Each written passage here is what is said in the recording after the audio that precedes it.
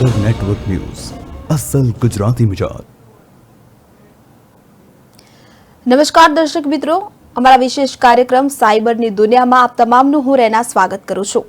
દર્શક મિત્રો, આજે વાત કરવી છે કે જે પ્રકારે હાલના દિવસોમાં સાયબર ફ્રોડનો શિકાર બનનારા લોકોની સંખ્યા વધી રહી છે।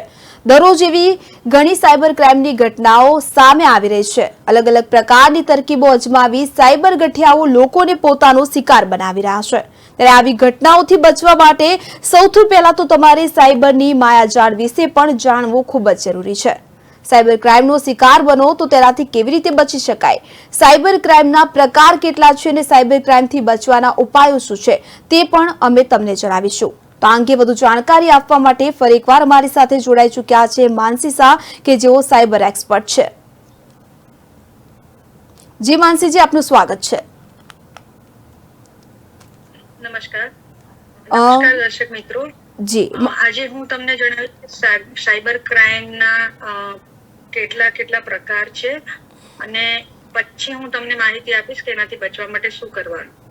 તો સાયબર ક્રાઇમના અલગ અલગ પ્રકાર છે, અલગ અલગ ટેકનિક થી લોકોની સાથે છેતરપિંડી કરવામાં આવે છે અને એ પ્રકાર દિવસે દિવસે વધતા જાય છે। આજે માહોલ એવો થઈ ગયો છે કે અહીંયાથી ઇન્ડિયાથી ઘણા બધા લોકો જે સાયબર માફિયાઓ હોય છે એ ફ્રોડ બધું શીખવા માટે નાઇજીરિયા સુધી પણ જાય છે અને ત્યાંથી બધું શીખીને આવે છે। સો સાયબર ક્રાઇમની જે અલગ અલગ રીતો છે એ હું તમને પહેલા તો કહું છું। એક સ્પૂફિંગ છે, સાયબર સ્ટોકિંગ છે, આઈડેન્ટિટી થેફ્ટ છે, ડેટા ડિડલિંગ છે અને ક્રાઇમ અગેન્સ્ટ પ્રોપર્ટી છે અને ઇન્ટેલેક્ચ્યુઅલ પ્રોપર્ટી થેફ્ટ છે। તો અત્યારે આના કરતા પણ ઘણા વધારે પ્રકારો છે, પણ આજે હું તમને આટલા પ્રકારો વિશે જણાવું છું। હવે જે મેં તમને પહેલા વાત કરી કે સ્પૂફિંગ, તો સ્પૂફિંગ એ શું છે કે તમને એક ઈમેલ કોઈ ફોલ્સ સેન્ડર થી આવે છે, જેમ આપણને ઘણી વખત સ્પેમ ઈમેલ આવતા હોય છે। હવે એ સ્પેમ ઈમેલ આપણે અમુક વાર જોઈએ છે પણ અમુક વાર નથી પણ જોતા, પણ એ લોકો એ ઈમેલના હેડલાઇનમાં આપણને એવી લોભામણી મતલબ સબ્જેક્ટ નાખે છે કે congratulation, you have won the 1 lakh rupees or you have won the car or you have won the iPhone. એટલે આ રીતે જે સ્પૂફિંગ ઈમેલ આવે છે, જે અનનોન સેન્ડર થી આવે છે, સ્પેમ ઈમેલ, એ ઈમેલની લિંકને જ્યારે પણ આપણે ક્લિક કરીએ છીએ એ અચાનક થી મતલબ એમાં વાયરસ આવી જાય છે આપણા પીસીમાં, લેપટોપમાં।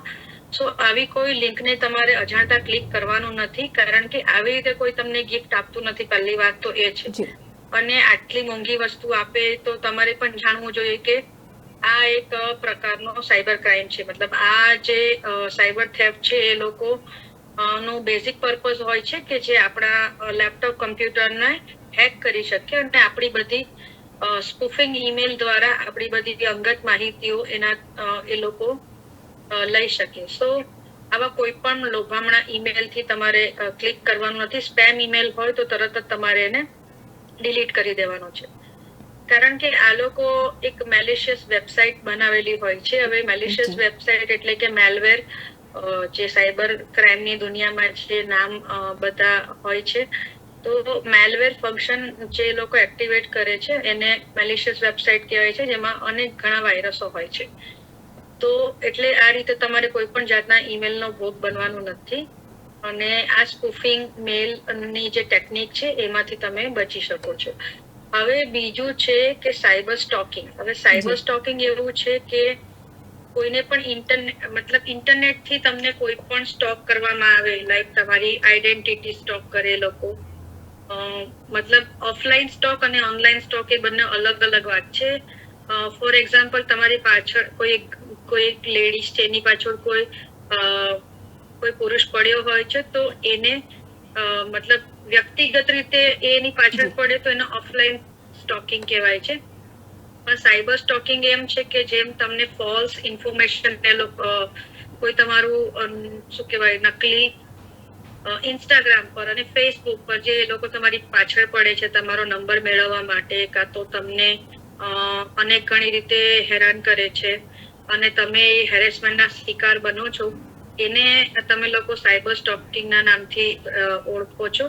કારણ કે સોશિયલ મીડિયા પર આજકાલ જે રીતે તમારા કોન્ટેક્ટની લેતી થાય છે અને જે કોન્ટેક્ટ મેળવવા માટે એ લોકો તમારી પાછળ જે રીતનું મતલબ ફ્રેન્ડશિપ કરે છે, પછી તમારા ફ્રેન્ડ્સની સાથે એ લોકો ઇન્સ્ટાગ્રામ પર કે ફેસબુક પર જોડાઈને તમારા કોન્ટેક્ટ મેળવવાની મતલબ જે તમને આપવો નથી પણ એ લોકોને જોઈએ છે, તો એ રીતે જે ક્રાઇમ આચરવામાં આવે છે એને અત્યારે સાયબર સ્ટોકિંગ કહેવાય છે. તો આ બધી વસ્તુમાં તમે મતલબ તકેદારી રાખી શકો કે તમારું અકાઉન્ટ જે ઇન્સ્ટાગ્રામ અને ફેસબુક નું હોય એ તમે પ્રાઇવેટ રાખી શકો, પબ્લિક અકાઉન્ટ ના રાખો.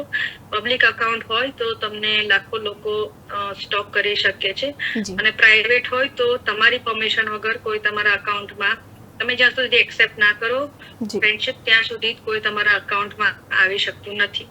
તો આ જે સેકન્ડ ટોપિક થયો સાયબર સ્ટોકિંગનો. પછી ત્રીજો ટોપિક છે આઈડેન્ટિટી થેફ્ટ. હવે આઈડેન્ટિટી થેફ્ટમાં એ લોકો એવી રીતે કરે છે કે તમારી પોતાની ઓરિજિનલ આઈડેન્ટિટી છે, ફેસબુક પર અકાઉન્ટ છે, ઇન્સ્ટાગ્રામ પર છે, લિંક્ડઇન પર છે.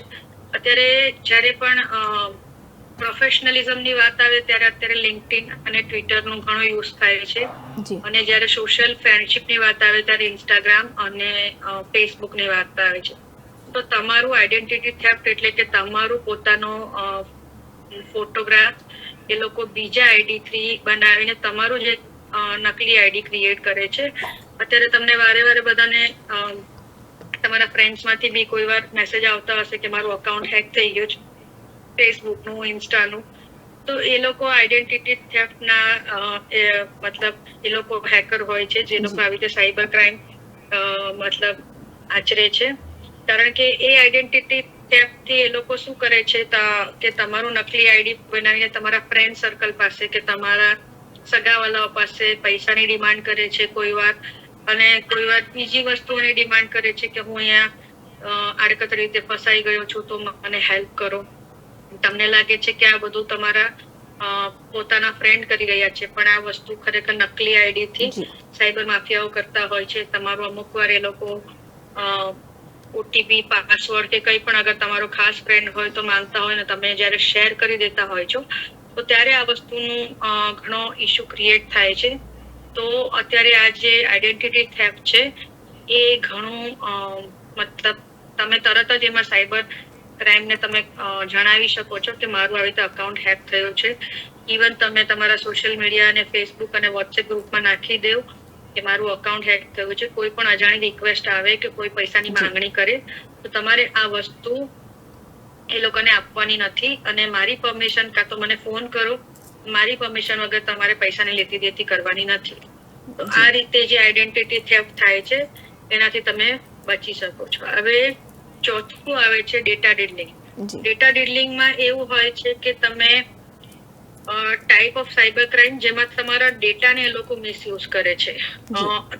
તમારા કમ્પ્યુટરમાં કે તમારા લેપટોપમાં એ લોકો એક પ્રકારનો વાયરસ મતલબ આવે છે અને જે તમારા સિસ્ટમમાં એન્ટર થઈને તમારા ડેટાને ઉલટપુલટ કરી દે છે. મતલબ કે કોઈ કંપનીનું સ્ટોક એક્સચેન્જનું કાં તો કોઈ પણ એકનો ડેટા હોય જેવા નંબર્સ ખૂબ મહત્વના હોય છે તો એ લોકો એકાદ ડિજિટ મિસ કરી દે છે.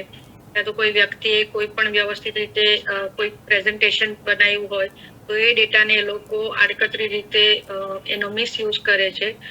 તો એ જે ડેટા ડીલિંગ થાય છે એક પ્રકારના વાયરસના લીધે થાય છે જે કમ્પ્યુટરમાં તમારા એ લોકો નાખવામાં આવે છે. તો આ ડેટાનો ઓલ્ટરેશન મતલબ આનાથી બચી કેવી રીતે શકાય આ બધી રીત હું તમને નેક્સ્ટ મતલબ ટોપિકમાં જણાવીશ. અત્યારે હું તમને પ્રકારો વિશે વાત કરું છું કારણ કે વિસ્તૃત માહિતી આનાથી બચવા માટેની હું તમને શેર કરું છું. પછી અત્યારે પાંચમું જે પ્રકાર છે આપણું એ છે ક્રાઇમ અગેન્સ્ટ પ્રોપર્ટી. હવે ક્રાઇમ અગેન્સ્ટ પ્રોપર્ટી એટલે કે આપણા જે પર્સનલ આપણા જે પૈસા પોતાના ખુદના મહેનતના કમાયેલા હોય છે એની ચોરીથી જે ક્રાઇમ આચરવામાં આવે છે ક્રાઇમ અગેન્સ્ટ પ્રોપર્ટી કહેવાય છે. જેમ કે ફોર એક્ઝામ્પલ આપણા ક્રેડિટ કાર્ડ અને ડેબિટ કાર્ડ. આપણા ડેબિટ કાર્ડમાં આપણા પોતાની મહેનતના પૈસા હોય છે જે આપણે આપણી મહેનતથી અર્ન કરેલા હોય છે. એ ડેબિટ કાર્ડનો કોઈ મિસયુઝ કરે, કોઈ એનો ક્લોન બનાવીને ડેબિટ કાર્ડ યુઝ કરે કાં તો કોઈ આપણો ડેબિટ કાર્ડને મતલબ કે આપણે જયારે બેંકમાં એટીએમમાં પૈસા કાઢવા જઈએ ત્યારે આપણો ઓટીપી ચોરી લે, કાં તો આપણો બેંકનું જે ડિટેલ ચોરીને જે આપણા ડેબિટ કાર્ડમાંથી પૈસા એ લોકો ઉપાડી લે છે. એ ક્રાઇમ પ્લસ ક્રેડિટ કાર્ડનો જે ક્રાઇમ છે, ક્રેડિટ કાર્ડમાં પણ પૈસા ભલે બેંકના હોય છે પણ વ્યાજ આપણે જ ચૂકવવું પડે છે અને એક રીતે આપણી માલિકીના પૈસા થયા. તો એ જે પૈસા છે એ ક્રેડિટ કાર્ડને એ લોકો જેમ કે આપણે વેબસાઇટ પર કાં તો કશે પણ ઓનલાઈન પેમેન્ટ કરવા માટે આપણે જ્યારે ક્રેડિટ કાર્ડનો યુઝ કરીએ છીએ અને એ જ્યારે આપણે સપોઝ આપણી કોઈ સ્ક્રીન ચાલુ હોય અને સ્ક્રીન શેરિંગના માધ્યમથી જ્યારે આપણા ક્રેડિટ કાર્ડને એ લોકો સીવીવી નંબરથી ક્લોન કરી લે છે અને પછી આપણા ક્રેડિટ કાર્ડમાંથી ઘણા બધા પૈસા ઉપડી જાય છે. તો એ ક્રેડિટ કાર્ડ અને ડેબિટ કાર્ડના જે આપણા પર્સનલ ડેટા છે અને પર્સનલ પૈસાને જે લોકો ચોરે છે સાયબર માફિયાઓ, તે પણ એક સાયબર ક્રાઇમમાં જ આવે છે. એટલે એને ક્રાઇમ અગેન્સ્ટ પ્રોપર્ટી કહેવામાં આવે છે. તો આ જે સાયબર ક્રાઇમની રીત છે એમાં ઘણી વખત જે યુપીઆઈ ફ્રોડ પણ ઘણા બધા, જે આપણે આગળ પણ વાત કરી છે કે યુપીઆઈ ફ્રોડ પણ થાય છે બીકોઝ એ આપણા મતલબ ગૂગલ પે ના અકાઉન્ટથી કાં તો યુપીઆઈ ના માધ્યમ દ્વારા જે આચરવામાં આવે છે, જે આપણે પેટીએમ નો પણ ઘણા બધા યુઝ કરે છે, ગૂગલ પે નો યુઝ કરે છે. તો ત્યારે પણ જે રીતે એ લોકો ગુનાઓ આચરે છે એ આપણા જ મોબાઈલમાં આપણા જ પોતાના પૈસા હોય છે અને એ આપણા પૈસાનો એ લોકો જે યુપીઆઈ નો મિસયુઝ કરે છે અને ફ્રેન્કલી તો એ લોકો જ્યારે આપણે મતલબ સ્કેનિંગ કરીએ છીએ આપણા યુપીઆઈ ના માધ્યમ થ્રુ, અને સ્કેનિંગમાં પણ એ લોકો ફોર એક્ઝામ્પલ આપણે કોઈ જગ્યાએ શોપિંગ કરવા ગયા અને શોપિંગ કરવા માટે આપણે સ્કેન કર્યું અને અમાઉન્ટ હશે આપણે સપોઝ કે 14,000ની અમાઉન્ટ હશે અને જે સપોઝ કોઈ શોપ વાળો કે કોઈ મોલ વાળો કે કોઈ પણ આપણે એમને આપીએ કે સ્કેન કરી લો, સ્કેન કરીને જ્યારે અમાઉન્ટ લખીએ ત્યારે 14,000ની જગ્યાએ 1 મીંડું વધી જાય તો તમને ખબર પડે કે 1,40,000નું અમાઉન્ટ થઈ ગયું. પણ તમે એ અમાઉન્ટ જોયા વગર અગર તમારો ઓટીપી અને યુપીઆઈ પિન નાખી દો છો તો તમારા ખાતામાંથી ડાયરેક્ટ 14,000ની જગ્યાએ 1,40,000 કપાઈ જાય છે. તો આ રીતે જયારે યુપીઆઈ ના માધ્યમ થ્રુ પણ આપણી સાથે જે ક્રાઇમ આચરવામાં આવે છે એ પણ આપણા ક્રાઇમ અગેન્સ્ટ પ્રોપર્ટી થયો. તો આ રીતે હું તમને એ જણાવવા માંગુ છું કે જ્યારે પણ તમારી સાથે અગર તમે કઈ વસ્તુ ખોટું નથી કરી અને તમારા ક્રેડિટ કાર્ડ, ડેબિટ કાર્ડ યા તો યુપીઆઈ ના માધ્યમથી જે પણ ફ્રોડ આ લોકો સાયબર માફિયાઓ કરે છે તેનાથી બચવા માટે પહેલા તો તમે સાયબર ક્રાઇમમાં જે રીતે મેં તમને આગળ પણ કીધું તો 1930 પર કોલ કરી શકો છો અને તમે તરત જ પોલીસને બધી માહિતી જણાવી શકો છો. તમારા બેંક સ્ટેટમેન્ટ એમને ચેક આપી દો છો કે આ રીતે મારી સાથે આટલા સમયે આ ગુનો થયો છે. તો એટલીસ્ટ પોલીસ આપણને થોડી ઘણી મદદ કરી શકે અગર એ વસ્તુનો મિસયુઝ એ લોકો ના કર્યા હોય તો. નાની અમાઉન્ટમાં ડેફિનેટલી પોલીસના સાયબર ક્રાઇમ વાળાને ઘણી બધી અત્યારે ઘણી બધી કમ્પ્લેનો આવતી હોય છે. તો કદાચ એ લોકો તમને હેલ્પ ના કરી શકે પણ તમને સતર્ક તો રહેવા માટે કહી શકે કે તમે નેક્સ્ટ ટાઈમ શું સાવચેતી રાખી શકો. અને અમાઉન્ટ ખાસી મોટી હોય તો ડેફિનેટલી સાયબર પોલીસ તમને બધી જ રીતે મદદ કરે છે. અને જે તમને ગવર્મેન્ટ વેબસાઇટ પણ છે જે સાયબર ક્રાઇમની, એ વેબસાઇટ પર પણ તમે તમારી કમ્પ્લેન રજીસ્ટર કરાવી શકો છો. હવે જે છઠ્ઠી વસ્તુ છે ઇન્ટેલેક્ચ્યુઅલ પ્રોપર્ટી થેફ્ટ. હવે જે ઇન્ટેલેક્ચ્યુઅલ પ્રોપર્ટી થેફ્ટ છે એટલે કે સપોઝ કે હું અત્યારે કોઈ યુટ્યુબર છું, હું મારી રીલ્સ બનાવું છું, હું મારા વિડીયોઝ બનાવું છું, ત્યારે હું કોઈની સાથે પણ ફોન પર વાત કરું છું કાં તો કોઈ પણ મારી માહિતી જે મારી પર્સનલ છે, જે હું નોટ્સ બનાવું છું યા તો કોઈ મ્યુઝિક વિડીયો બનાવું છું, એ નોટ્સ, મ્યુઝિક વિડીયો કાં તો મારા કોઈ પણ યુટ્યુબ વિડીયોનો તમે લોકો મને જાણકારી કર્યા વગર તમે એનો યુઝ કરો કે એને વાપરો બીજે કશી જગ્યાએ. જેમ કે અત્યારે ફોર એક્ઝામ્પલ ટી સિરીઝ વાળાએ કોઈ પણ સોંગ લોન્ચ કર્યું હોય અને એ સોંગને તમે એની પરમિશન વગર કાં તો એ સિંગરની પરમિશન વગર બહાર બીજે કશે કોઈ પણ કન્ટ્રીમાં લોન્ચ કરો, so that is the crime against your video. So that is called intellectual property theft, કે પોતાની અંગત અને પોતાની પરમિશન લીધા વગર એ લોકોએ તમારા આ બધા પર્સનલ ચીજોનો યુઝ કર્યો અને તમને જાણકારી પણ આપી નથી. અને એ જ વસ્તુ જે છે જે સાયબર ક્રાઇમમાં આવે છે, કારણ કે અમુક લોકો વસ્તુને પોતાની જે હોય એને પેટન્ટ કરાવતા હોય છે, અને એટલે માટે જ પેટન્ટ કરાવતા હોય છે બીકોઝ કે બીજા લોકો એ વસ્તુનો યુઝ ના કરી શકે.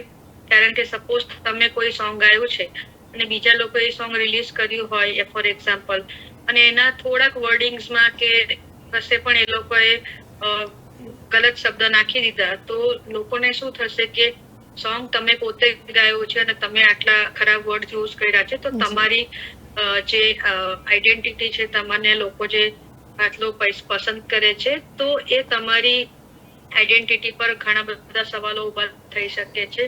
કોઈ સપોઝ કોઈ પોલિટિકલ નેતા હોય, એનો વિડીયો મોર્ફ કરીને જે લોકો મતલબ બીજી કોઈ પણ સાઇટ પર ચડાવે છે અને એની પરમિશન લીધા વગર જ્યારે પણ એ નેતા હોય કે પીએમ હોય કે કોઈ પણ ફોર એક્ઝામ્પલ, તો આ બધી રીતે જે લોકો આપણી સાથે ક્રાઇમ કરે છે એ આવે છે ઇન્ટેલેક્ચ્યુઅલ પ્રોપર્ટી થેફ્ટમાં. કે તમે કોઈ પણ નેતાની પરમિશન વગર કે કોઈ પણ પ્રસિદ્ધ સિંગરની પરમિશન વગર કે મૂવી ડિરેક્ટરની પરમિશન વગર તમે એ વસ્તુ લોન્ચ કરો without his or her permission, એ વસ્તુ આ ગુનામાં આવે છે. તો હું એ જ સમજાવવા માંગુ છું કે આ બધા જેટલા પણ ક્રાઇમ થાય છે જેમાં તમને લાગે છે કે મારી પર્સનલ માહિતીનો મિસયુઝ થઈ રહ્યો છે, તો તમે ડેફિનેટલી સાયબર ક્રાઇમમાં કમ્પ્લેન કરી શકો છો. જે આપે જે પ્રકારો જણાવ્યા, અને સાથે હું એક અંતિમ પ્રશ્ન આપને એ જ પૂછવા માંગીશ કે આ તમામથી બચવા માટે આપ અમારા દર્શક મિત્રોને શું સંદેશ આપશો?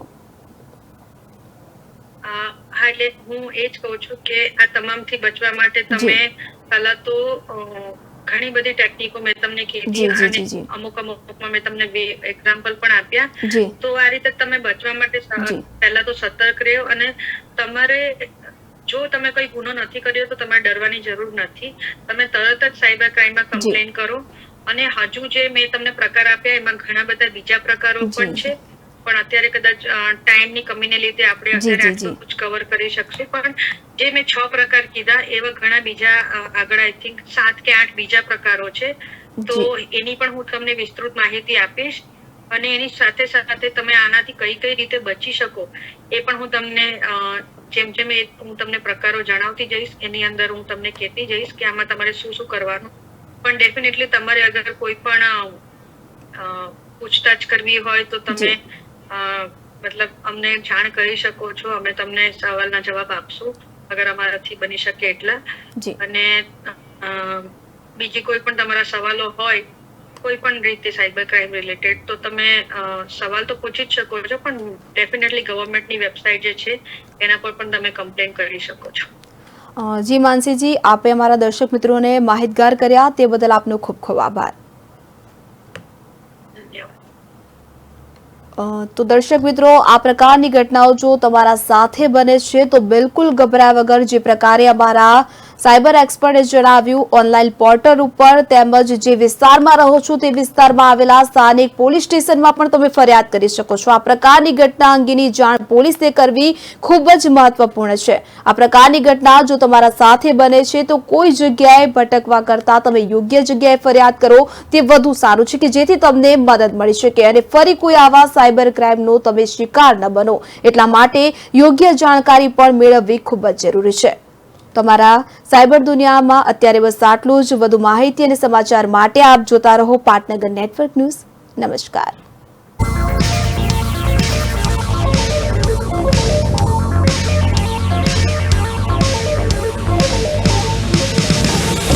પાટનગર નેટવર્ક ન્યૂઝ, અસલ ગુજરાતી મિજાજ.